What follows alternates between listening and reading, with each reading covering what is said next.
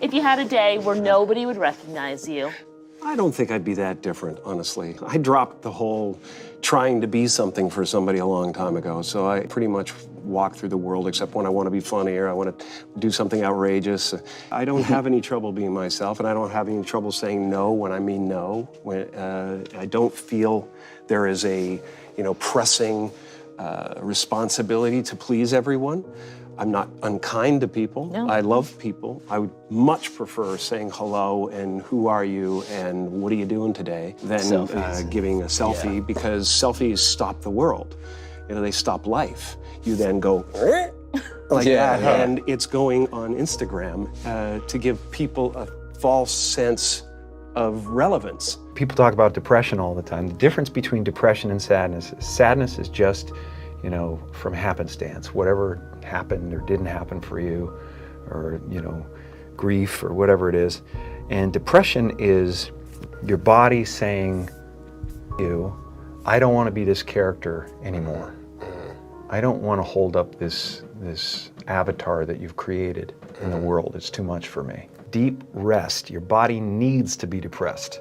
It needs deep rest from the character that you've been trying to play. I act because I'm broken in a lot of pieces, and acting gives me a chance to reconfigure those pieces into 1,000 different things that are positive for people to watch. Was there ever a moment where you first sort of realized, like, I want to be a performer. This is the thing that I want to do with my life?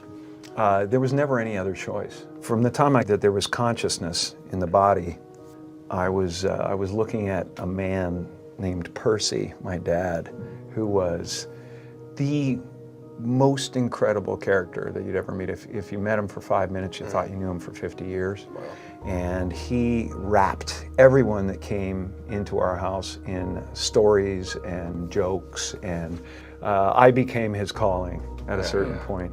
And he was always super behind me. But from the first time I can remember, him just lighting up the room, and him just like wrapping everybody in a story or whatever, and going, oh, that's the thing I want to do.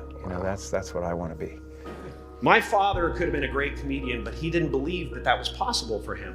And so he made a conservative choice. Instead, he got a safe job as an accountant.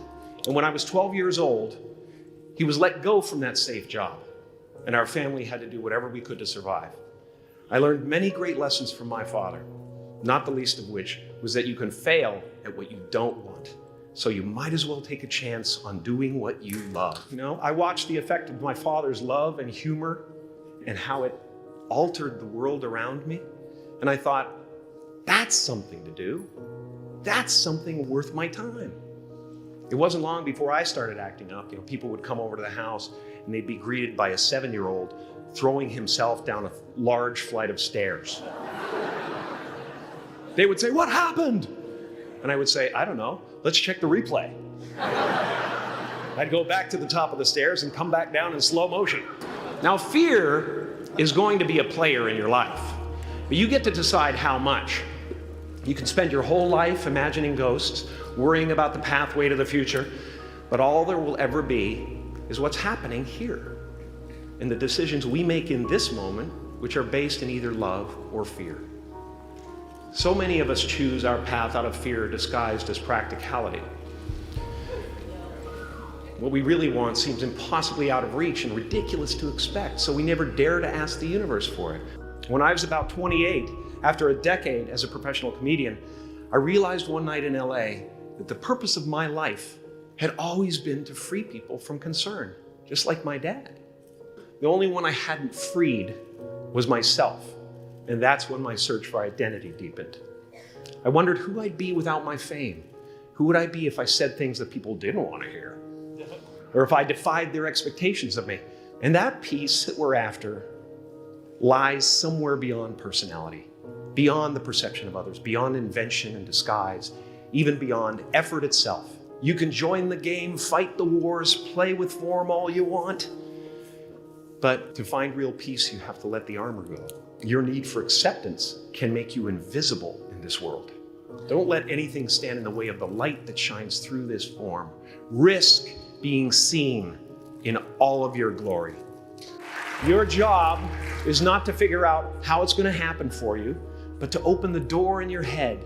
And when the door opens in real life, just walk through it. And don't worry if you miss your cue, because there's always doors opening. They keep opening. And when I say life doesn't happen to you, it happens for you, I really don't know if that's true. I'm just making a conscious choice to perceive challenges as something beneficial so that I can deal with them in the most productive way. You'll come up with your own style. That's part of the fun. You are ready and able to do beautiful things in this world. And after you walk through those doors today, you will only ever have two choices: love or fear. Choose love, and don't ever let fear turn you against your playful heart. What's happening right now inside everybody is they're going, who am I? And they're depressed. People go like, oh, Jim's been depressed and stuff. Well, yeah, I was depressed when I was trying to be the Wizard of Oz. But now I know that Oz is a character.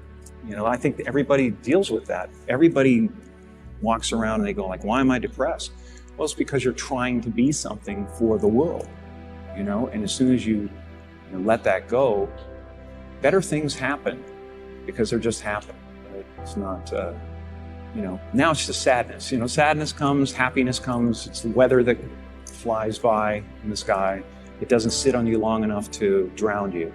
A few months ago, I woke up and I suddenly got it. I understood suddenly how thought was just an illusory thing, and how thought is responsible for, if not all, most of the suffering we experience.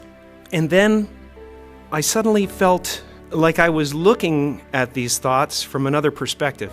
And I wondered, who is it that's aware that I'm thinking? And suddenly I was thrown into this expansive, amazing feeling of freedom from myself, from my problems. You know, when I go to sleep at night, I'm not just a guy going to sleep. I'm two-time Golden Globe winner Jim Carrey going to get some well-needed shut-eye.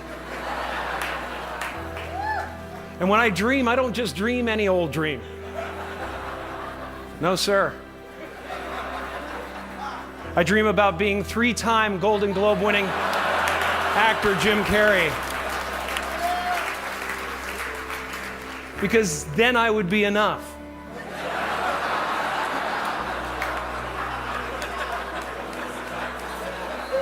It would finally be true.